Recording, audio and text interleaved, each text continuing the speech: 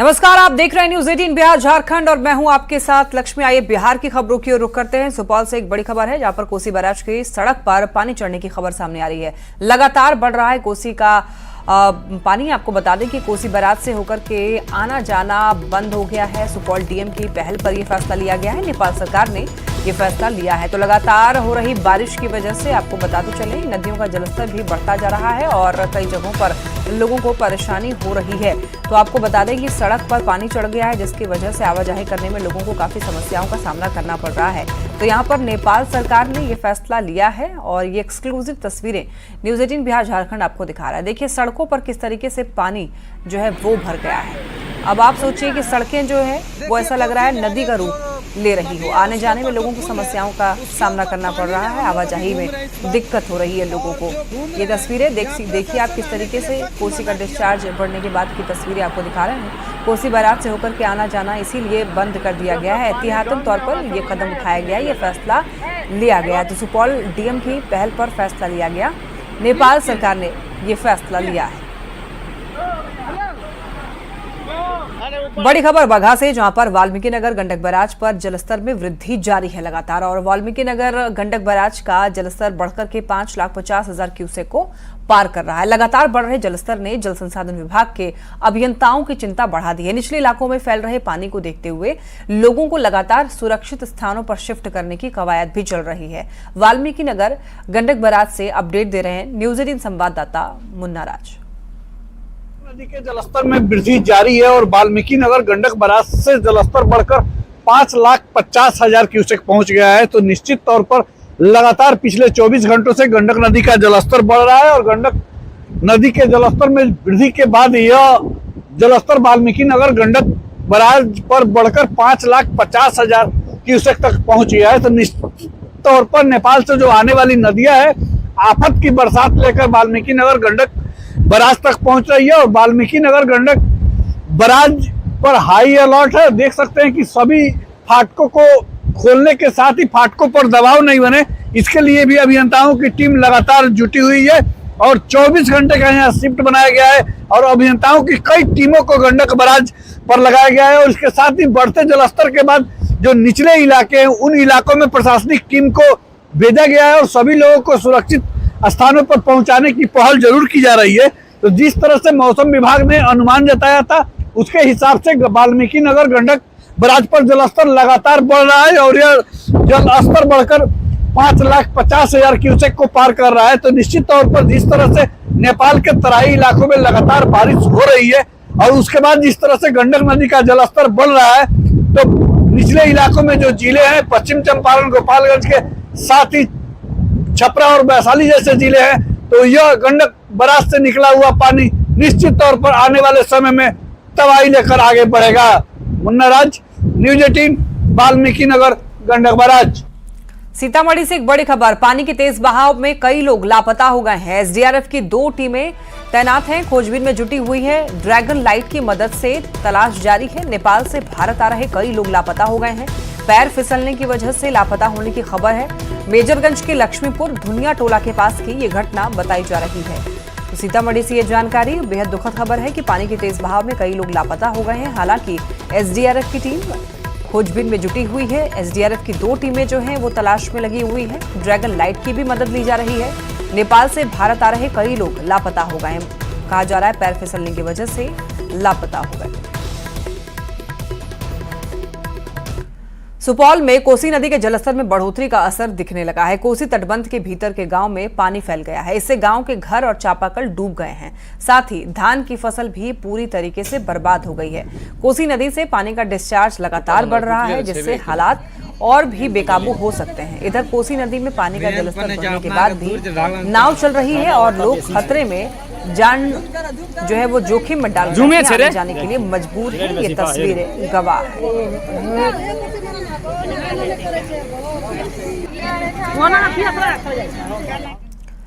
नेपाल में लगातार बारिश से अररिया के नूना नदी में उफान है। आपको बता दें कि नदी में उफान से सिकटी प्रखंड में पड़रिया पंचायत के निचले इलाके जो हैं जलमग्न हो गए हैं। तस्वीर बांसबाड़ी गांव की है, जहां पर घर, मकान, खेत सब कुछ नदी के पानी में बह गया है। नूना नदी में उफान से तटीय इलाकों में नदी का पानी फैल चुका है। अररिया डीएम ने यह कहा है कि अधिकारियों और जनप्रतिनिधियों के सहयोग से बाढ़ पीड़ितों तक सहायता पहुंचाई जा रही है। बाढ़ प्रभावित इलाकों में अधिकारियों को तैनात किया गया है, जो हर पल नदी में उफान की मॉनिटरिंग कर रहे हैं।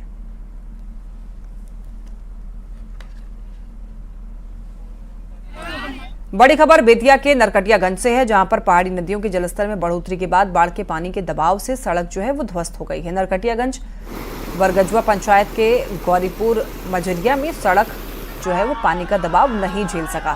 सड़क ध्वस्त होने के बाद प्रखंड मुख्यालय से कई गांवों का संपर्क टूट गया है। लगातार हो रही बारिश के कारण कई सड़कों पर दबाव बना हुआ है। के रास्ता टूट गई बा और आगे भी बहुत पानी बहुत अटे देख सकत नहीं रहो लोग।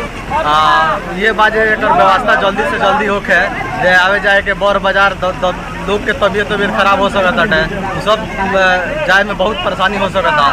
अगर जल्द से जल्द मने कोनो निवारण निकालल जाए। भारत और नेपाल के तराई इलाकों में बारिश से कोसी और गंडक नदी में भारी मात्रा में पानी डिस्चार्ज हुआ है। इससे नदियों का जलस्तर लगातार बढ़ रहा है। कोसी और गंडक का जलस्तर डराने लगा है और बिहार में बाढ़ जैसे हालात पैदा हो गए हैं।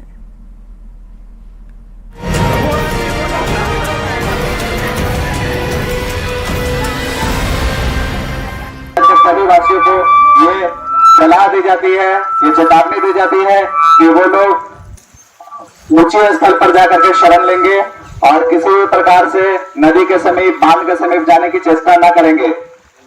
और साथ ही कोई भी व्यक्ति नाव से अंदर नदी में प्रवेश करने की भी चेष्टा न करेंगे। लगातार पानी का स्तर बढ़ता जा रहा है, जल का स्तर बढ़ता जा रहा है। बिहार का एक बड़ा इलाका एक बार फिर बाढ़ के मुहाने पर है। कोसी और गंडक नदी में भारी मात्रा में पानी डिस्चार्ज होने से नदियों का जलस्तर लगातार बढ़ रहा है। हालात का अंदाजा इसी बात से लगा सकते हैं कि कोसी बैराज के सभी 56 गेट खोल दिए गए हैं और शनिवार शाम 5 बजे तक कोसी बैराज से 5,57,000 क्यूसेक पानी डिस्चार्ज हो रहा है।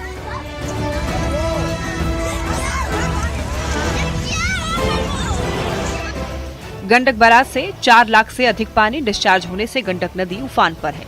शनिवार शाम तक 5,34,000 तक पहुंच गया है गंडक नदी का जलस्तर।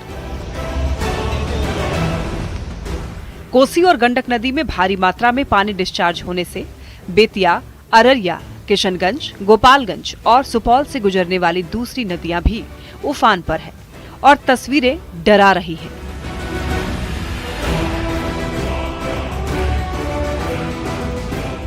स्थानीय लोगों की अगर माने तो 50 साल बाद कोसी नदी में इतना पानी देखा जा रहा है जो उत्तर बिहार के कई जिलों को डुबा सकता है। लोग बताते हैं कि 2008 में 2 से 3 लाख क्यूसेक पानी छोड़ा गया था। उसी ने कुशहा बांध को तोड़ दिया और बिहार में भारी तबाही मची थी। इस बार नेपाल में लगातार हो रही बारिश के बाद कोसी बैराज से अब तक 5.5 लाख क्यूसेक से भी ज्यादा पानी छोड़ा जा चुका है और हालात बहुत ज्यादा गंभीर है, जबकि गंडक का जलस्तर 5,34,000 तक पहुंच गया है। हालांकि सरकार अलर्ट है, जिला प्रशासन और आपदा प्रबंधन विभाग भी अलर्ट मोड पर है।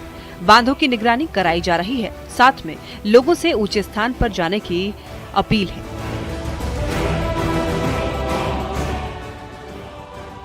Bureau report, news 18। ये चेतावनी दी जाती है कि वो लोग ऊंचे स्थल पर जाकर के शरण लेंगे और किसी भी प्रकार से नदी के समीप, बांध के समीप जाने की चेष्टा न करेंगे। और साथ ही कोई भी व्यक्ति नाव से अंदर नदी में प्रवेश करने की भी चेष्टा न करेंगे। लगातार पानी का स्तर बढ़ता जा रहा है, जल का स्तर बढ़ता जा रहा है। पटना जिला के लिए अलर्ट जारी किया गया है। आपदा प्रबंधन विभाग की तरफ से ठनका को लेकर के चेतावनी जारी की गई है। रोहतास, औरंगाबाद, अरवल, जहानाबाद, गया और जिले के लिए अलर्ट जारी किया गया है। आपको बता दें कि लोगों से घर से बाहर नहीं निकलने की अपील की गई है। रात 10:26 तक ये अलर्ट जारी किया गया है।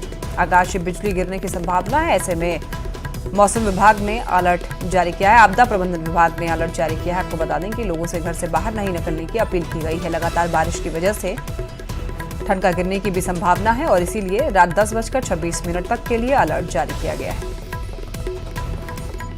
खबर शेखपुरा से, जहां पर टाल क्षेत्र के हरुहर नदी में बढ़ते पानी के कारण लोगों का जनजीवन काफी प्रभावित हो रहा है, लेकिन मछुआरे के लिए नदी में पानी बढ़ना वरदान साबित हो रहा है। मछुआरा दिन रात मेहनत कर जाल बना रहे हैं। नदी में महाजाल लगाकर मछली को नदी से निकालकर बेचने की तैयारी कर रहे हैं। जाल का रस्सा नदी के किनारे सड़क पर लगाया गया, जिससे कटाव की स्थिति बन रही है। इसे देखते हुए जिला प्रशासन ने सड़क की सुरक्षा के लिए जाल के रस्से को काट दिया। इससे मछुआरों में काफी नाराजगी है।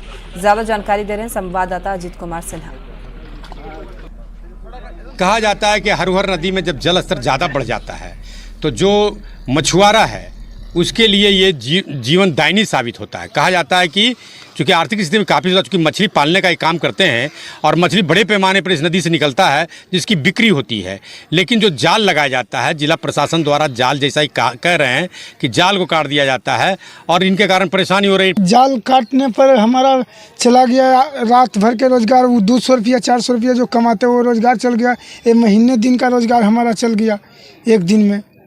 यही हम साल भर खाते हैं पीते हैं, वही पैसा कमाते हैं, अभी कमाते हैं। ये तो हमारा खेती है। मेरा जाल उल काट दिया गया आज। पुलिस प्रशासन, हम लोग इसी से काम करते हैं, खाते पीते हैं और काट दिया। मैं बेरोजगार है, कोई काम नहीं है, सुविधा है, डूब गया, गांव पूरा डूबा हुआ है। मेरे कुछ खाने का सुविधा नहीं, कुछ नहीं है। हम लोग भूखे रोड पे रहते हैं। यही एक साधन था। हाँ, यही साधन। और मेरा कोई 2-3 गांव में था कि कुछ लोगों ने जाल बांधने के लिए सड़क से किनारे उसको बांध दिया था, जिसकी वजह से सड़क पर दबाव पड़ना और कुछ जगह कटाव भी स्टार्ट हो गया। तो उसको फिलहाल हम लोगों ने नाव को हटवा दिया है और जितने भी हमारे जाल लगे हुए थे जाल को हम लोगों ने काट दिया है। वहाँ पे जितने भी स्थानीय लोग थे और जो हमारे जनप्रतिनिधि थे उनसे हम लोगों ने अपील किया है कि आप लोगों को समझाएं कि जाल रोड से ना बांधें, क्योंकि अगर रोड टूट गया कट गया तो फिर सभी पानी जो एक साथ आ जाएगा। अजीत कुमार सिन्हा, न्यूज़ 18 शेखपुरा। एक बड़ी खबर, मुख्यमंत्री नीतीश कुमार ने एक अणे मार्ग के संकल्प में बिहार विशेष सर्वेक्षण और बंदोबस्त कार्यक्रम की उच्च स्तरीय समीक्षा की। इस दौरान राजस्व और भूमि सुधार विभाग के अपर सचिव दीपक कुमार सिंह ने सर्वेक्षण और बंदोबस्त कार्यक्रम की प्रगति की जानकारी दी। उन्होंने जागरूकता अभियान चलाने और शिविर लगाकर के लोगों की समस्या के समाधान किए जाने की जानकारी दी। सीएम ने तय समय में सर्वेक्षण और बंदोबस्त कार्यक्रम को पूरा करने का निर्देश दिया। बैठक में डिप्टी सीएम सम्राट चौधरी के साथ ऊर्जा मंत्री विजेंद्र यादव, राजस्व और भूमि सुधार मंत्री दिलीप जायसवाल भी मौजूद रहे।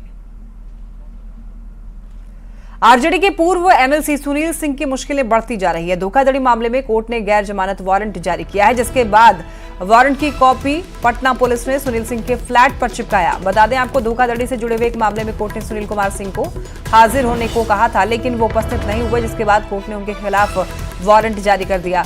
मामला फतुहा थाना क्षेत्र से जुड़ा हुआ है। जानकारी के मुताबिक ये मामला 2005 का है, जिसमें लेन देन में हेराफेरी का आरोप सुनील सिंह पर लगा है। सुनील सिंह आरजेडी अध्यक्ष लालू प्रसाद के परिवार के काफी करीबी हैं।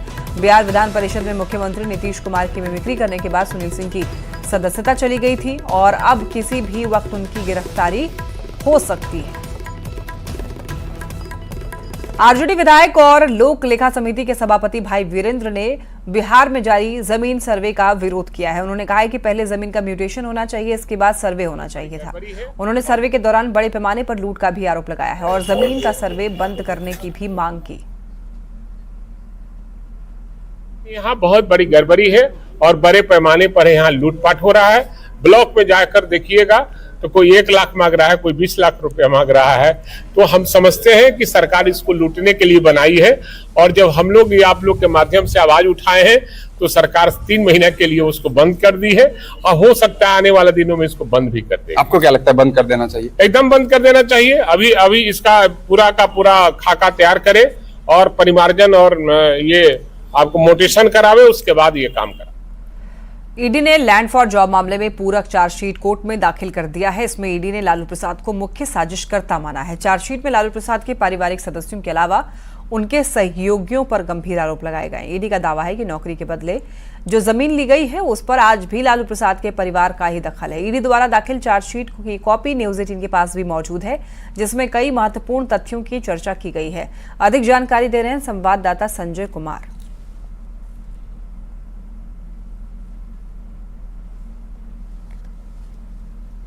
मामले में सप्लीमेंट्री चार्जशीट फाइल कर दिया है और इंट्रोगेशन के बाद यह चार्जशीट फाइल की गई है। इस चार्जशीट में लालू प्रसाद यादव को मेन कॉन्स्पिरेटर बताया गया है।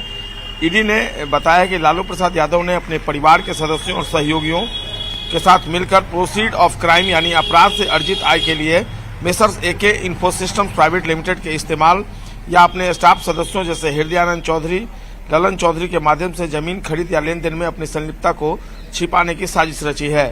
नौकरी के लिए जमीन घोटाले में अपनी संलिप्तता को छिपाने का प्रयास करते हुए लालू प्रसाद यादव ने इसी साल 29 जनवरी को अपने बयान के दौरान दावा किया था कि भोला प्रसाद यादव ने उनके कार्यकाल के दौरान कभी भी उनके OSD के रूप में काम नहीं किया, जबकि भोला प्रसाद यादव ने अपने बयान में उनका OSD होना कबूल किया था। चार्जशीट में ईडी ने यह भी बताया कि तेजस्वी प्रसाद यादव ने जानबूझकर इन कंपनियों का इस्तेमाल अपराध से अर्जित आय प्राप्त करने के लिए किया और न्यू फ्रेंड्स कॉलोनी में भी जो उनका प्रॉपर्टी है उसमें इसी का हिस्सा है।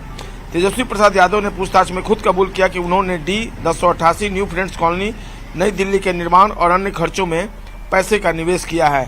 कुल मिलाकर अब जो परिस्थितियां बनी हैं उसमें लालू प्रसाद यादव और उनके परिवार के सदस्यों और जो सहयोगी हैं उनकी मुश्किलें बढ़ती दिखती हैं। कैमरा पर्सन अमित के साथ संजय कुमार, न्यूज़ 18 पटना। आज से 30 सितंबर तक पटना में चौथी इंडियन ओपन अंडर 23 एथलेटिक्स प्रतियोगिता का आयोजन किया जा रहा है, जिसमें देश भर से कई एथलीट भाग ले रहे हैं। इस प्रतियोगिता में रिलायंस फाउंडेशन के भी एथलीट हिस्सा ले रहे हैं। पहली बार बिहार पहुंचे खिलाड़ी काफी खुश हैं। उन्होंने कहा कि कई युवा एथलीट प्रतियोगिता में हिस्सा लेने आए हैं और उनके साथ खेलना अच्छा अनुभव है। जायजा लिया संवाददाता विनीता मिश्रा ने।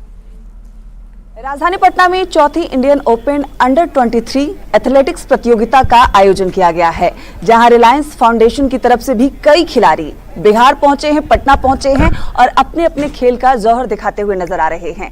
पाटलिपुत्रा स्पोर्ट्स कॉम्प्लेक्स में ऐसे तो देश भर से कई खिलाड़ी एथलेटिक्स प्रतियोगिता में हिस्सा लेने पहुंचे हैं। बिहार के खिलाड़ी लगातार खेल रहे हैं और देश के अन्य खिलाड़ियों के साथ उन्हें खेलने का मौका भी मिल रहा है। रिलायंस फाउंडेशन की तरफ से भी कई खिलाड़ी इस प्रतियोगिता में हिस्सा लेने यहाँ पहुंचे हैं। अलग अलग गेम इस प्रतियोगिता के तहत हो रहा है। क्या नाम है? मेरा नाम है मणिकंठा। क्या खेलते हैं आप? मैं 100 मीटर। पटना पहली बार आए हैं? हाँ, पटना पहली बार। यहाँ के ठीक है। कितने साल से खेल रहे हैं आप? मैं 7 ईयर से खेल रहा हूँ। रिलायंस फाउंडेशन से कितने सालों से? मैं 2 इयर्स हो गया मेरे को अभी। कैसा लग रहा है? पटना पहली बार आए हैं? पटना अच्छा लग रहा है यहाँ आके। फर्स्ट टाइम है मेरा। मैं 100 मीटर स्प्रिंटर हूँ, एथलेटिक्स है। कितने खिलाड़ी भी यहाँ आए हैं? 100 में थे 80 और 200 में है 50 एंड 50 प्लस ही है। बिल्कुल, तो नए नए एथलीट जो हैं वो आ रहे हैं और चौथी जो प्रतियोगिता है वो पटना में आयोजित की गई है, जिसके तहत देश भर से खिलाड़ी यहाँ पहुंचे हैं और यहाँ आकर उन्हें भी अच्छा लग रहा है। विनीता मिश्रा, न्यूज़ 18 पटना। यहाँ रुक रहे ब्रेक के लिए, आप देखते रहिए न्यूज़ 18।